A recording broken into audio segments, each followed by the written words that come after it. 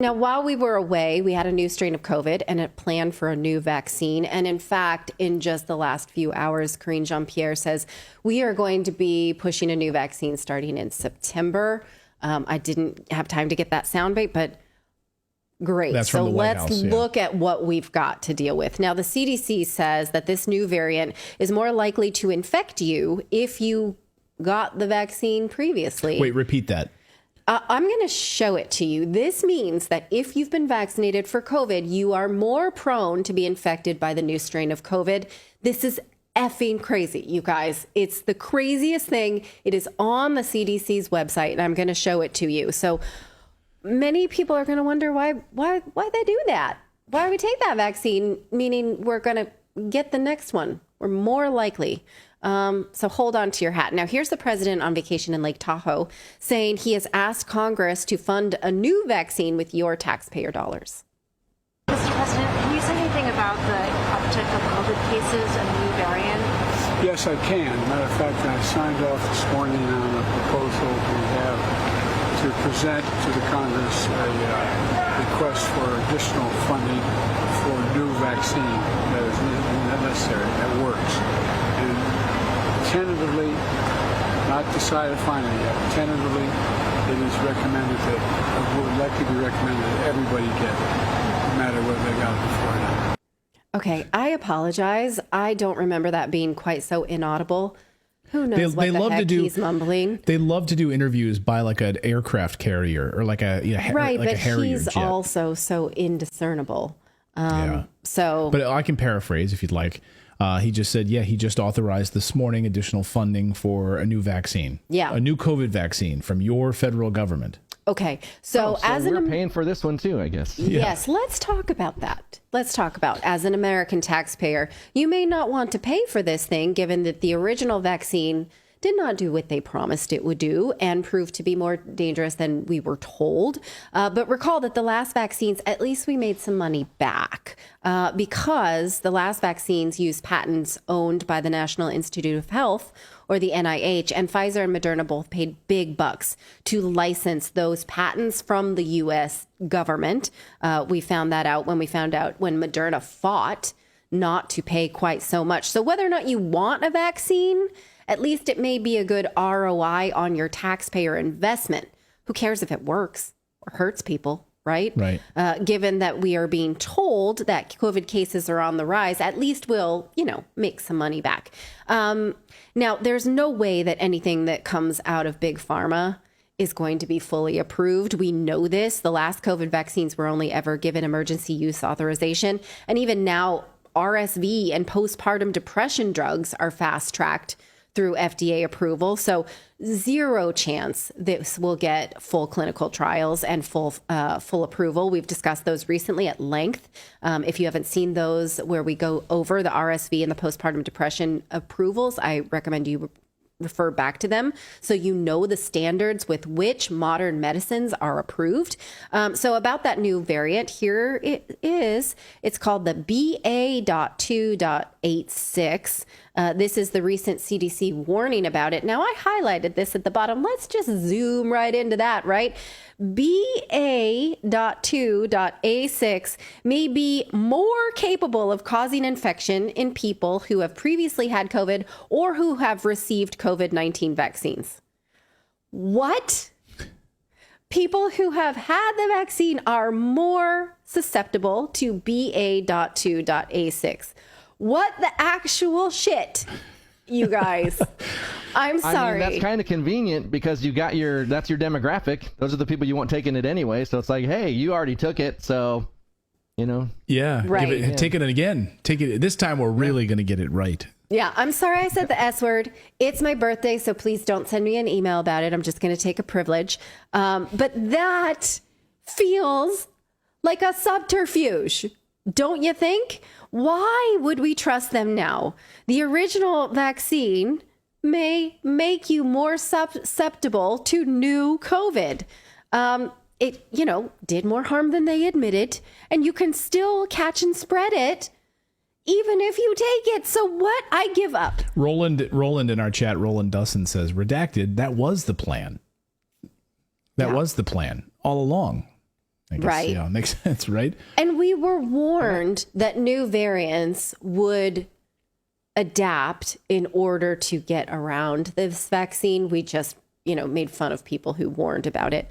Now, this feels like I give up, only I can't give up because I have questions. And while we are still allowed to ask those questions, we will ask those questions. But I do have questions about what questions I can ask, given that we are on YouTube, and an updated YouTube policy says that YouTube doesn't allow content that, here's what they say, contradicts local health authorities or the World Health Organization. So this is a little concerning. This is the new mid-August update to YouTube's policies. And I think it's worth you seeing what we can talk about so that at least you know what the playing field is here. Now, obviously, this is like marching orders for me as a content provider, but also for you to know what you're being allowed to see, because the WHO did not give us consistent guidelines during the pandemic. We know this, right? But also, these bodies approve things based on what?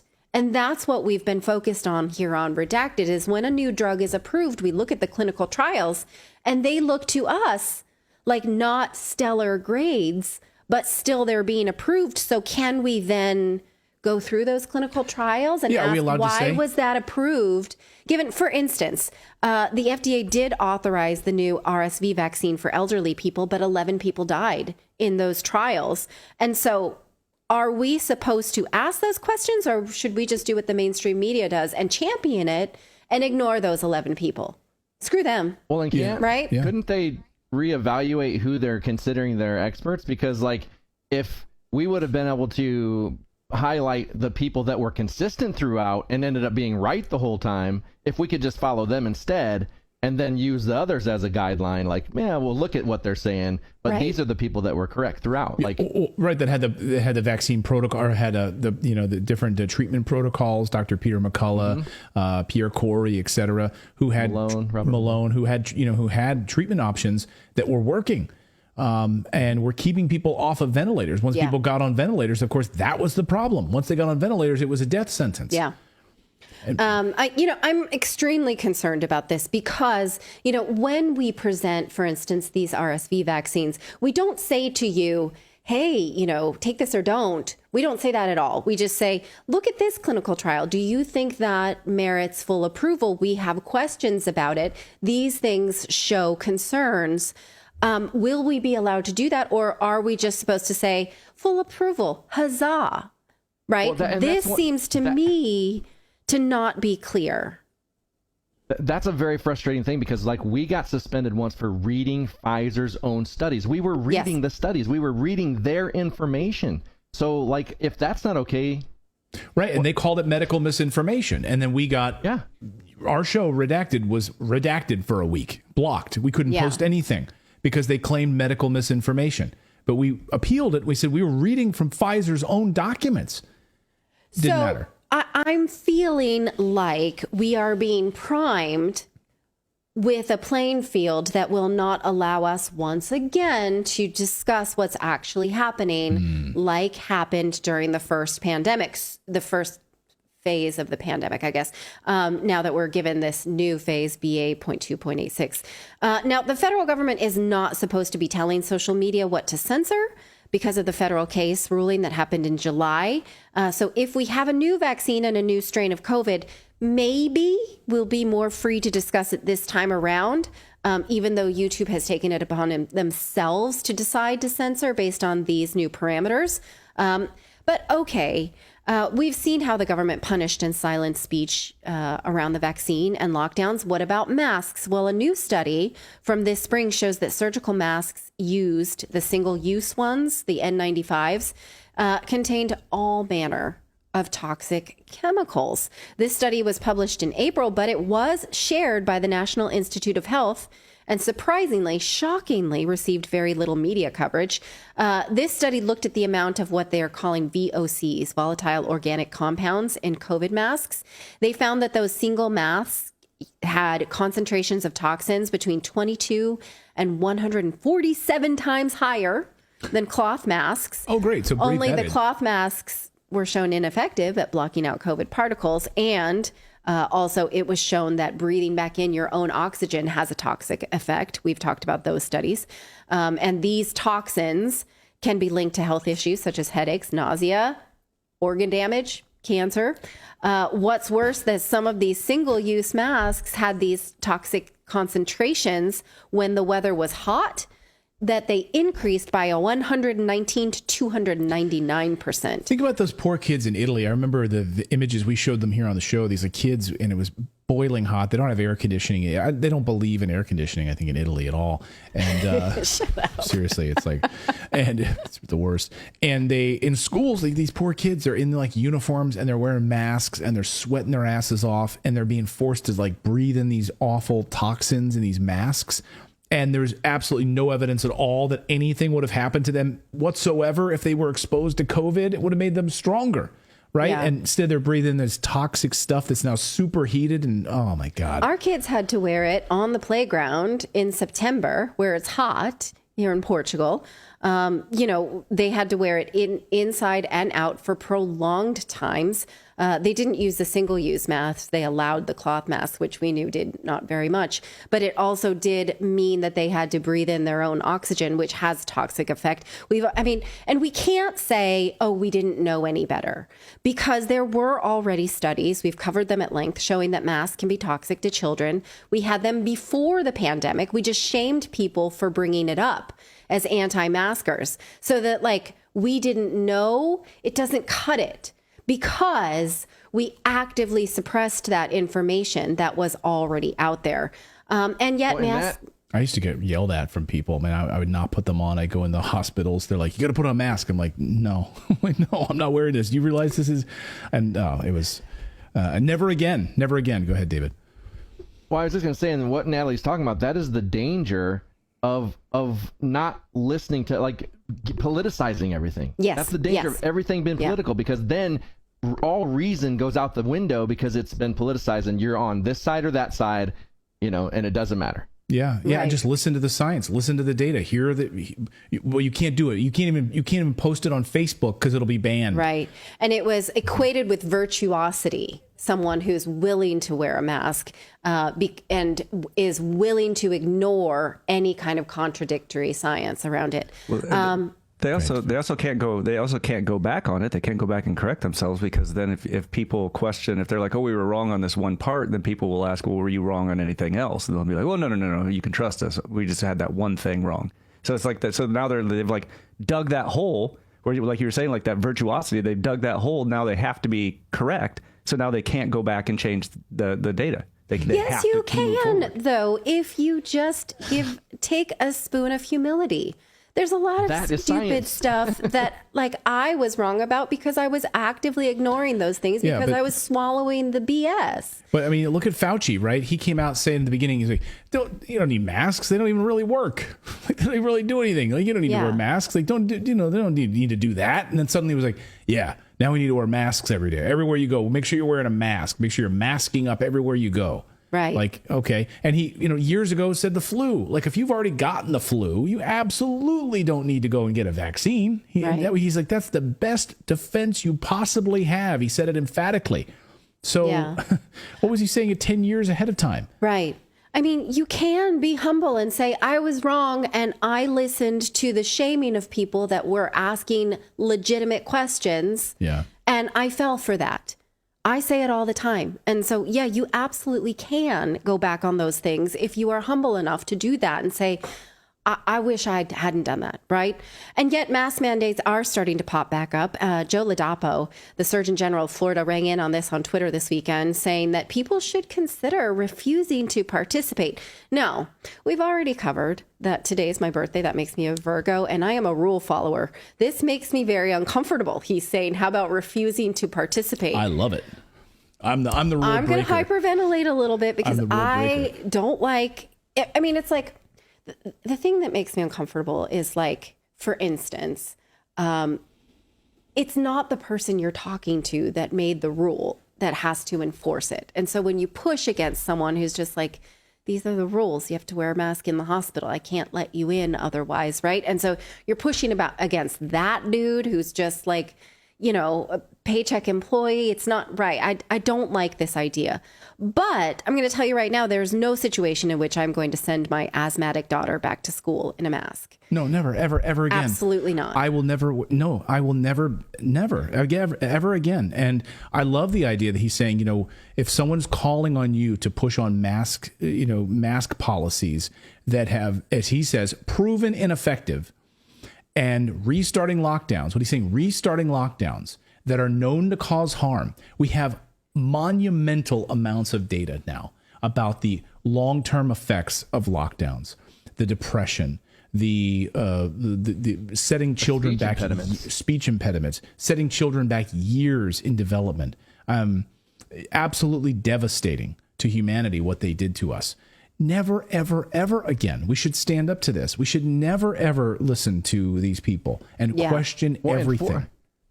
And I would say, fortunately for us in this round, the mainstream media at the end even started doing things on what happened with the kids wearing masks that extended period of time. So now we even have the mainstream establishment media to point back to and say, they just said this like 3 months ago. Yeah. Right. Yeah, right. Yeah. I mean, I think they'll probably wipe it away, though. They'll hide it like they usually do. Oh, yeah. Oh, yeah. They always do. But yeah. Yeah. In catching up with the news today, Clayton and I were discussing this seriously. Like, what if they do come back to the school that our kids go to? What if, mask mandates or vaccine requirements? We'll move. Yeah, absolutely. We'll move before we do that again to our kids. I want to bring this up because I think that it's important to rewind the tape a little, because in the absence of a government that will make medical policy based on human need, what choice do we have? In the 1960s, we had a academic and a physician named Thomas Saz, who was warning about what he calls pharmacracy. He talked about how the Nazis actually used medicalization as a form of social control, and look how that worked out. And he warned us about how this is not what the founding fathers had in mind. I recently read his book, Pharmacracy, and it really is informing how I feel about the increasing medicalization of everything, literally everything. I have fear of this or this that needs a pill, or anxiety about this or whatever. This now has bled into our civil liberties. Here's what he said. He said, the founding fathers sought to protect the American people from the religious tyranny of the estate, regardless of the religion. They did not anticipate and could not have anticipated that one day medicine would become a religion, and that an alliance between medicine and the state would then threaten personal liberty and responsibility, exactly as they had threatened an alliance between church and state. They wrote separation of church and state into our Constitution because they realized that that is the only way that we can have freedom. But now that church has been replaced with an alliance between biopharmaceutical and state, we have lost our liberty. And he was right. And again, he was warning about this since the 1960s. He died before the pandemic, and he would have had so many I told you so's coming. I do recommend that you seek out the work of Thomas Saz, because we are living in this post-apocalyptic nightmare where the separation of church and state is still one of our values, but we have no separation between biopharmaceutical and state, and we are screwed because of it. It's dangerous, and it's not making our lives better. So I'm just going to end on that. You let me know what you think, and that's what we have for you on this first show back. Yeah. So guys, thank you. Go ahead, Phil. I was just saying, I'm just really happy that bloodletting is no longer like the current medical trend, because if the government was forcing that on everybody, but you kind of put that in perspective. That's like whatever the current medical trend is, they can force that on you. I'm just glad that some of these things are not in prevalence anymore. Yeah, but look, it was for how long? Yeah, absolutely. Exorcism for certain ailments. Bloodletting, things like this that would say, well, that's how George Washington died. They killed George Washington by bloodletting him. This was you got this. We're going to let some blood out. Just going to drain some blood out. We have nothing else to cure you with. And then it was amputations. Oh, you got a thing. You got a problem in your foot. I'll just amputate it. So the amputations, and then and eugenics. What's next? So. Well, now we're just letting people cut off all parts of their bodies. That's the way we go. Now you can't be sad. If you're sad, you got to get on medication. Right. Yeah.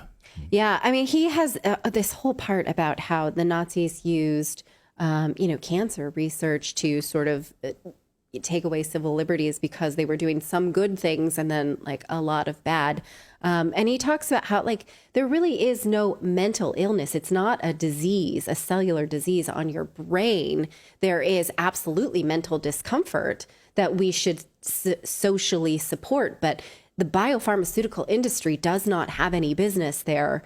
And this is creeping into every bit of our lives and making us weaker and putting people on a welfare state where they are easy to control by the drones. government. Obedience. We've bought into this. We've bought into this when we agree that every little discomfort is an actual disease when it's not. Yeah. Yeah. They want drones. They absolutely want drones so they can have total control of them. And I say, question everything. I saw people in the chats agreeing with me. The other day we were talking about authoritarianism and just authority. And I told my kids, I said, you should always question authority. Always question it. Not mine, though. Yes, you should. And especially ours. But you should always question authority, and you should understand. You should ask the question it. Why? Why is this rule in place? Why are you telling us to do this? Why? Explain it. Make sure it's explained, and if it makes sense and it can, it helps people, then okay, then it's up to you to go along with it. But if it helps lower entropy, right? Why is this rule in place that we don't kill other people? Does it help to lower entropy? Yes, it does. It helps us to make a more peaceful and better place, right? Right? Yeah. You I don't know that? where you're going with this. I'm just saying there's certain rules that, yes, of the world. It makes sense, right? Well, forcing us into lockdowns and mask mandates. And why? Why are you doing this? Why are you forcing people to be out on a playground or, they can't order certain types of food at a bar during a lockdown, but you can go to this establishment or get your dog washed at this building, but you can't get your dog washed over here at a. Well, and, sure. that's exactly, I get what you're saying, because you're saying, like, with your kids, for instance, like, if I say this, then if it doesn't make sense, ask me why. It's like, if you ask us to do this, just make sense of it. If they could have made sense of lockdowns and showed us data instead of hiding it and trying to hide everything for 75 years, maybe we could get on board with information. But It's like, if you're making decisions like that and listening to people with no information, that's just control. Yeah. And you're blocking other voices. We've handed our liberties over to the biopharmaceutical complex to our peril. And, the sort of things that we're talking about, like mental illness, these social discomforts have existed for, all of humanity, gender dysphoria or what have you. And there were social organizations in place in order to help with those things, anxiety or what have you, postpartum depression. The answer is not a biopharmaceutical company that takes away our liberties to question those things. So then why now might I not be able to question pharmaceutical trials of a postpartum depression drug because that's been taken from us as a society, right? And so I'm not saying that people don't suffer from mental maladies. That doesn't make it a disease that then we should give up our society for. Thank you so much for watching this segment here at Redacted. We are live every day at 4 p.m. Eastern Time, trying to share the stories that the mainstream media will not cover. You should also come over and join our community of Redacted Rebels over at redacted.inc. That's our private locals community where we can share exclusive content that we simply cannot share here on YouTube. Come over and join the rebellion together right now by going to redacted.inc. We'll see you next time.